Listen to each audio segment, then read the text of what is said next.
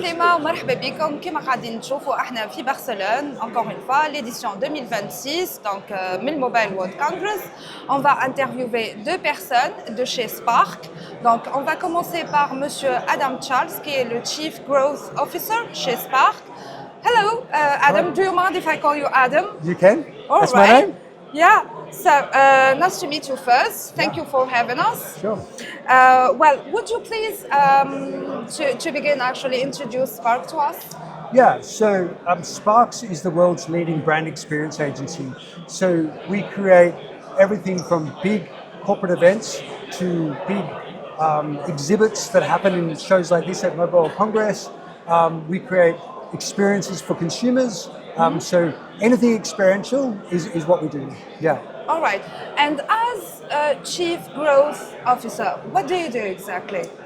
I help us as a company grow, but I also focus on helping our clients grow. So when a client comes to us, it's usually with a business problem that they want to solve. They either have to increase their sales in a certain area, they have to connect with a new customer demographic, and so we and I focus on solving that problem for them. And we work with a collaborative team. We have strategists and designers and production people to bring those ideas to life. But I'm sort of at the pointy end. I'm really having those initial conversations with the customers.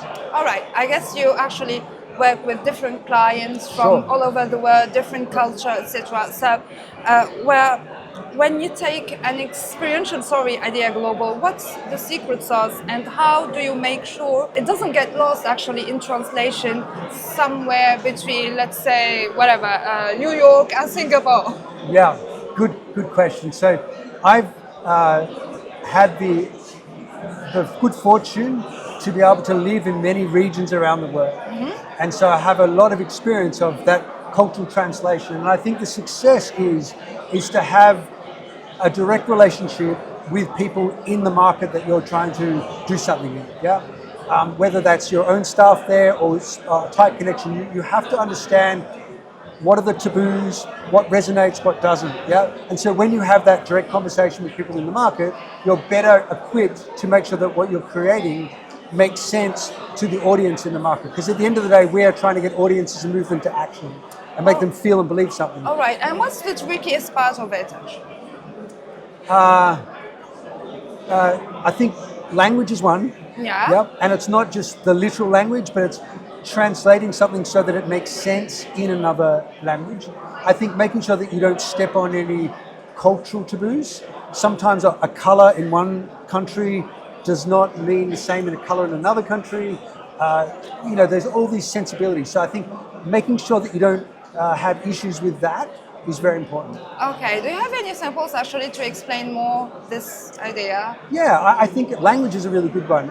If you are living, say, in China, and what makes sense in the Chinese language, and then when you take that to a Western country, and a lot of Chinese brands are coming here to Mobile Congress, the language makes sense in Chinese, but when you do a direct translation, it feels very clunky. Mm-hmm. So you have to rework that into a different phrase and make it snappy again. Yeah, and there's been many mistakes in the opposite direction. There's a couple of famous brands that have had a phrase that made sense in English, and when you translate it, actually means something very different. So this is some clear examples of language there. All right, I guess copywriters has a lot to do. Yes. And you need copywriters in both languages. Yeah, for sure. We are at the Mobile World Congress. Yeah. It's all about technology, yes. And we know technology is redefining almost everything. Yes. Including experience and what it means. So, are we somehow enhancing magic or just adding extra layers of screens and technology? Very good question. Look, I think the first thing we do is we have to understand who is the audience that we're talking to and what's going to make an impact on that audience. Mm-hmm. And then it's about storytelling. How do you tell a good story? And if technology helps to make that story resonate more with the attendee, then that's good use of technology. If it is just like excitement and whiz for no reason, then it doesn't make any sense. So I'm always, how does it support what we are trying to say? How does it support the story? How does it get people into the right frame of mind? and in that right space where they're going to take in that information. Because in the end, what we do is we affect the way that people feel, the way they think, and ultimately their behavior. We're behavior change people.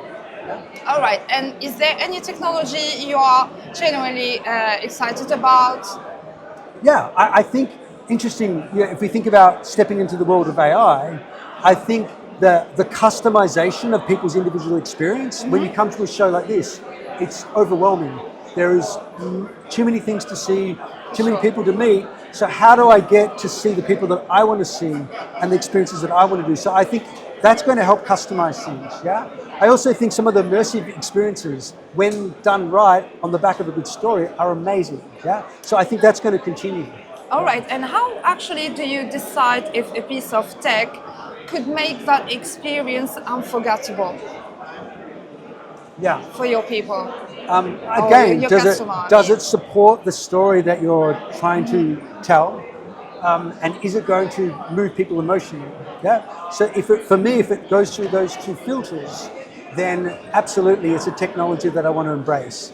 And so I'm always thinking of that. Is it going to help me tell my story? Is it going to help my audience resonate with that story better? All right. We cannot not talking about AI, right? We cannot talk about AI. Yeah, AI is everywhere. All right. It's transforming almost Sure. everything. So, do you think it's going to make brand experiences feel more personal and human? Yes, I do. I think that's where, for me, AI is going to help. Yeah, I think it helps to tailor a more individual approach. It's going to help with measurement to understand, is the intention of what you're doing actually having a result? Are your attendees doing what you want them to do? I think that's one part of it. Obviously, there is how it's helping produce events and making it more efficient as well. But I do think it's going to have a huge effect. At the same time, I would also say that you can create an in-person experience that is the opposite of AI. Yeah. Which at this very basic level, when people connect with each other, that's when the real magic happens. So I'm going to use it as a tool to help create better experiences, but I'm not going to forget that the heart of what we do is human connection and a very analog connection. All right. My last question. Sure. If you're actually advising CMOs, let's say within the next 5-10 years, where would you tell them to place their trust? Sure. Very good question. I would like to advise CMOs to build communities, to build authentic communities. And you're going to use a suite of tools to do that. Some of that will be digital technology, some of that will be artificial intelligence, but some of that is about building physical communities where people can interact. I think the brands that build a community around their brand are the ones that are going to be the most successful. Donc, comme vous avez vu tout à l'heure, on était avec Monsieur Adam Charles, qui est Chief Growth Officer chez Sparks. Là, nous sommes avec son collègue, Monsieur Mike Ellery, qui est Chief Creative Officer chez la même boîte. Donc, on va aussi l'interviewer sur l'impact des technologies dans son domaine d'activité. Hello, Mike. Do you mind if I call you Mike? Please call me Mike. All right. So, as we did earlier with Adam, could you please tell us what you do exactly as Chief Creative Officer in Sparks? Sure. As the Chief Creative Officer, we have a team of about 175 people. We create immersive brand experiences and really bring brands to life in a live setting. My job is really to make sure that brands are getting the attention and the creative firepower they need to really bring any event to life and meet their definition of success. So we really drive hard to create great, memorable, meaningful experiences. All right. As I noticed, actually, it's day 2 for the Mobile World Congress, and we are talking a lot about artificial intelligence. Sure.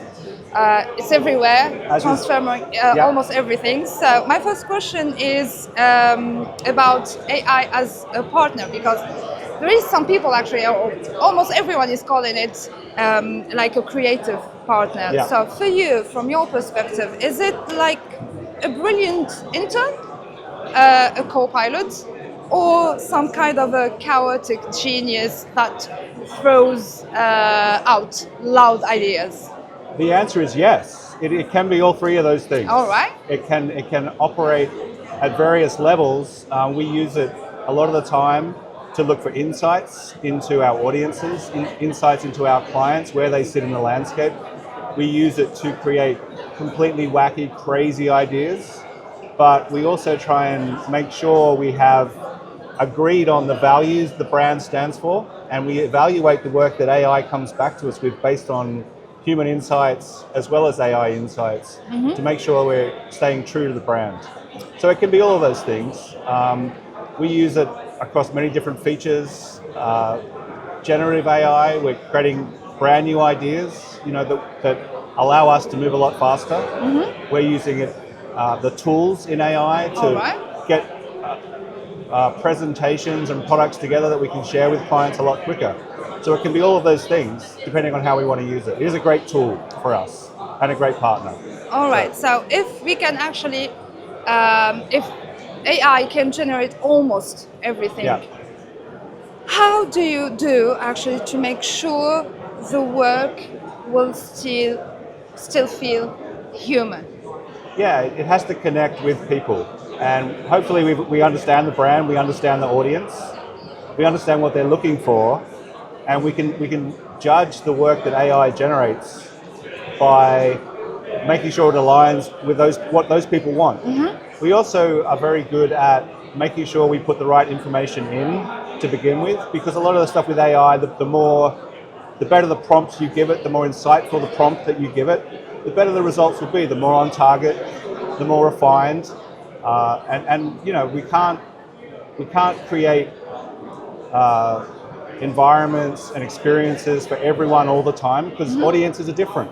They like different things. So again, we have to make sure we're understanding how that client defines success for their program, and then we evaluate based on what their definition of success is. All right. Is it making your process, let's say, 10 times faster, or is it giving you multiple options to debate? It does give us options to debate. It does make us be able to move a lot quicker, because we can have an initial idea. We are still generating most of the initial insights and ideas. We might use a different AI platform to give us those insights and initial ideas. We then might take it to a different platform and generate some stuff based on, again, insights created by humans, for humans, and use AI to bring that to life quicker so that we can see how it plays out as we develop creative ideas. What it does do is allow us to get to that point where we can really evaluate the idea a lot faster.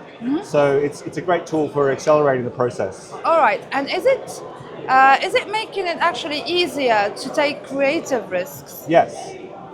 Yes, because of that speed to getting to a product that we can actually evaluate really thoroughly, it is making the process quicker, and we can go in multiple directions, and then again come back to evaluate based on human needs, human desires, what we know that audience wants, and again maybe AI has told us what that group of that audience likes.